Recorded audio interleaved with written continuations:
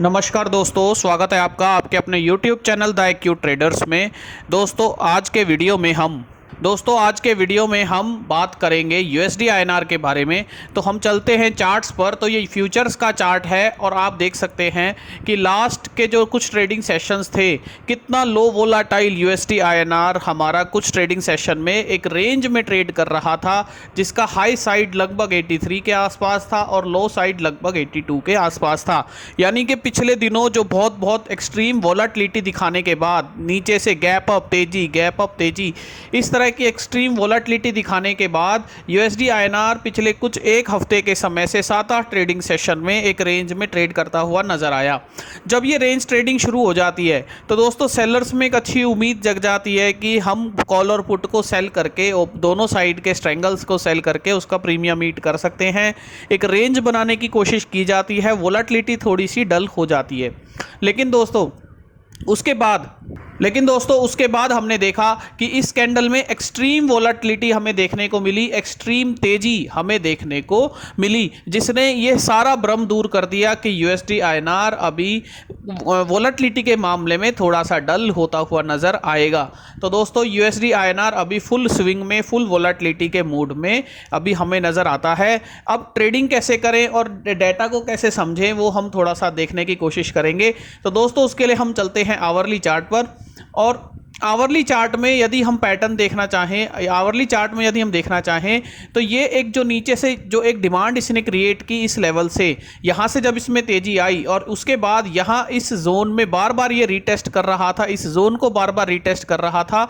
तो दोस्तों ये जो एक जोन बनकर आया है, हमारे हिसाब से ये एक स्ट्रॉन्ग डिमांड जोन अभी क्रिएट हो गया है। उसके बाद जब ये एक्सट्रीम तेजी आई विद इन ट्रेडिंग आवर्स ये तेजी आई, तो दोस्तों मैं आपको बिल्कुल बताना चाहूंगा कि ये एक इस कैंडल के शैडो, इस कैंडल के लो को देखते हुए, इस जोन को देखते हुए हमने भी कॉल 82.75 की वीकली कॉल सेल की हुई थी, 6 पैसे की सेल की हुई थी और हम मान रहे थे कि एक ही दिन बचा है तो ये तो जीरो हो ही जाएगी। लेकिन विद इन ट्रेडिंग आवर्स, जबकि हम बाजार को नहीं देख रहे थे, अपने कुछ काम में बिजी थे, तो विद इन ट्रेडिंग आवर्स जब ये इतनी एक्सट्रीम तेजी आई तो यहां कुछ इस लेवल पर आने के बाद उस कॉल को हमें भी 30 पैसे पे, 6 पैसे की कॉल को 30 पैसे पे कवर करना पड़ा, जबकि उसने हाई लगाया 40 पैसे का।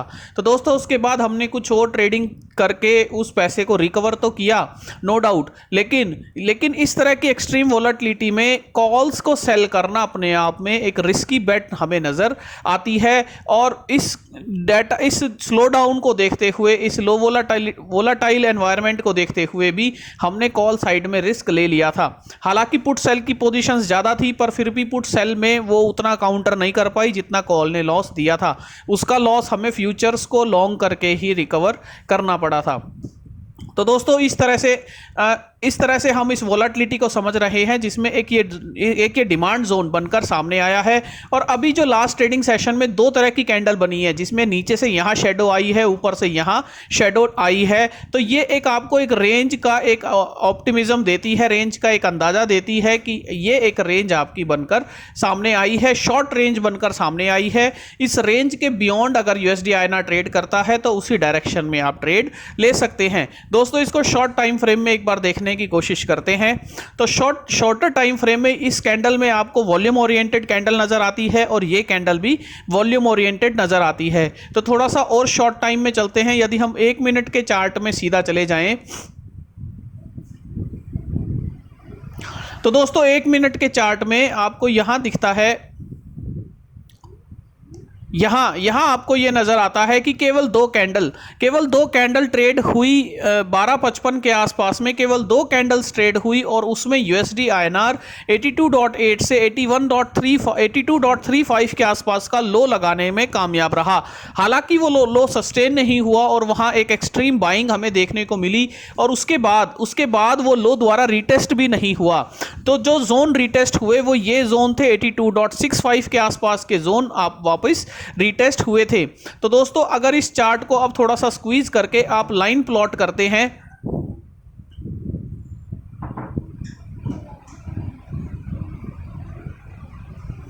तो दोस्तों अब आप लाइन प्लॉट करते हैं तो ये आपका एक डिमांड जोन बनकर सामने आ गया है। नीचे से इस जोन में, यहाँ से इस जोन में एक डिमांड हमें देखने को मिल सकती है। तो ये आपका एक एक्सट्रीम डिमांड जोन बनकर सामने आ गया है। 82.63 नीचे की तरफ 82.67, हालांकि 82.6 आप मान सकते हैं, 82.5 मान सकते हैं। तो दोस्तों ये 82.5 का जो जोन है ये एक डिमांड जोन हमें देखने को मिलेगा। एक डिमांड क्रिएट इसने बिल्कुल इन लेवल्स पे की है और डे एंड में हमें देखने को मिला यहाँ एक बाइंग का प्रेशर भी हमें डे एंड पे देखने को मिला था। तो दोस्तों यूएसडी आईएनआर में ओवरऑल एक कहानी जो समझ आती है। अब यूएसडी आईएनआर का डेली का चार्ट मैं आपको दिखाता हूं।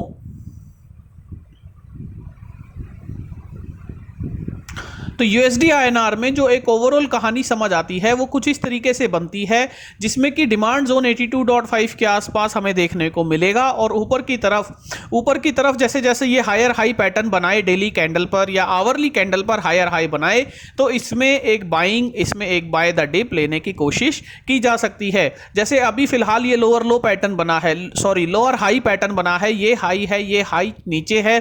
तो जैसे ही ये हाई ब्रीच होगा डेली कैंडल में, जैसे ही ये हाई ब्रीच होगा तो यहां एक बाय बनता है, हायर हाई पैटर्न इसमें यहां देखने को मिलेगा। तो यूएसडी आईएनआर में दोस्तों कुछ इस तरीके की कहानी हमें अभी फिलहाल के लिए समझ आती है।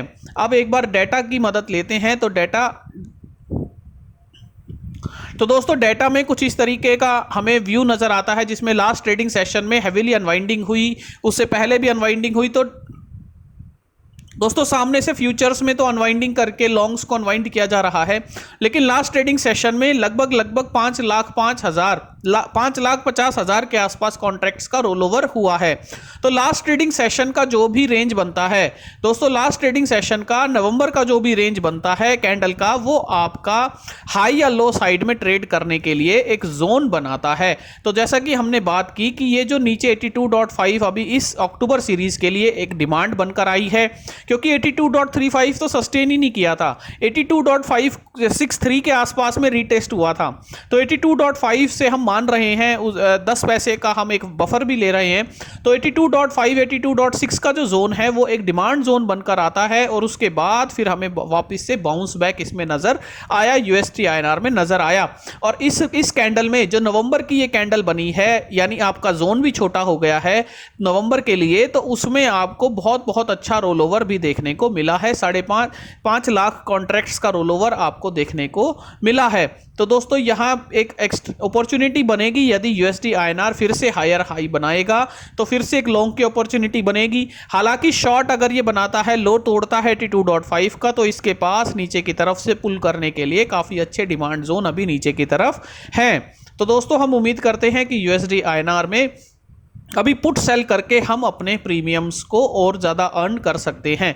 तो फिलहाल अभी अगर आप देखेंगे ऑप्शंस का डाटा तो 83 में भी आपको 83 का स्ट्रेडल में भी आपको 48 पैसे का स्ट्रेडल नज़र आ रहा है, 48 पैसे का स्ट्रेडल नज़र आ रहा है। और बाजार खुलेगा 25 को, तो 25, 26, 27 दोस्तों 3 दिन में अगर ये आपको स्ट्रेडल एक अच्छी वैल्यू दे रहा हो तो इस स्ट्रेडल में ही मुझे लगता है पैसा बनने की अपॉर्चुनिटी बन सकती है। हालांकि तेजी की तरफ आपको ये स्ट्रेडल को हेज करना पड़ेगा। मंदी की तरफ अभी 82.5 का अभी सपोर्ट आपको दिख रहा है, तो इस सपोर्ट के नीचे यदि ये जाए तो हेज करने की जरूरत पड़ेगी। अदरवाइज 82.5 के सपोर्ट तक पुट को मेरे हिसाब से, मैं आपको सजेशन नहीं दे रहा हूं, मेरे हिसाब से पुट को सेल किया जा सकता है। 82.5 के लेवल नीचे तक ब्रीच होने तक वेट किया जा सकता है। 82.5 पुट्स को सेल करके इनका प्रीमियम ईट किया जा सकता है। तो दोस्तों इस तरीके से हम अपना व्यू बनाने की कोशिश कर रहे थे यूएसडी आईएनआर में। और एक बार डॉलर इंडेक्स का व्यू और देख लेते हैं। तो दोस्तों डॉलर इंडेक्स में भी अभी हमें फिलहाल जो है डॉलर इंडेक्स में ऊपर की तरफ से एक सप्लाई देखने को मिली है। और हालांकि डॉलर इंडेक्स इस रेंज में आ गया है, नीचे की तरफ इसकी डिमांड 11,111 के आसपास बनती हुई नजर आएगी। और ऊपर की तरफ यदि ये जाना शुरू होता है तो डेफिनेटली हम यूएसडी आईएनआर को फिर से लॉन्ग करने की कोशिश करेंगे। और दोस्तों जो यूएसडी जेपीवाई का, तो दोस्तों न्यूज़ में ऐसा भी देखा गया कि ये जो यूएसडी आईएनआर है उसमें जो मंदी आ रही है, जो उसमें आईएनआर की मजबूती आई पिछले 2 दिन में, जो मजबूती आई थी जैसा कि डेली चार्ट में आप देखेंगे ये मजबूती आई थी, नीचे की तरफ आया, तो ये मजबूती जापान की वजह से आई थी, यूएसडी जेपीवाई की वजह से आई थी, जिसमें यूएसडी जेपीवाई को जापानीज गवर्नमेंट ने कंट्रोल करने की पूरी कोशिश की है।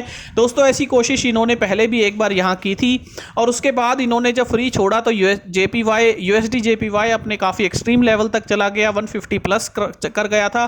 तो अभी फिलहाल फिर से उन्होंने रोकने की कोशिश की है। इसका मतलब जापानीज येन में जब भी इंटरफेरेंस होगा, यूएसडी को बेचा जाएगा, तो उस यूएसडी का प्रेशर, यूएसडी की वीकनेस हमें यूएसडी आईएनआर में भी देखने को मिल सकती है, जो कि हमारे आईएनआर के लिए काफ़ी अच्छा है कि वो हमारे आरबीआई के इंटरफेरेंस के बिना अपने आप नीचे आ जाए, जापानीज गवर्नमेंट की मदद से इनडायरेक्ट तरीके से भी ये नीचे आ जाए। तो दोस्तों फिलहाल हमें जो रेंज नज़र आती है वो एक रेंज ये स्ट्रॉन्ग डिमांड की नज़र आती है और अभी एक्सपायरी के लिए 82.5 से 83.25 तक की रेंज हम मान सकते हैं। ये 75 पैसे की रेंज हम मान सकते हैं। इस रेंज के अंदर हमें लगता है यूएसडी आईएनआर को एक्सपायर होना चाहिए। Thank you.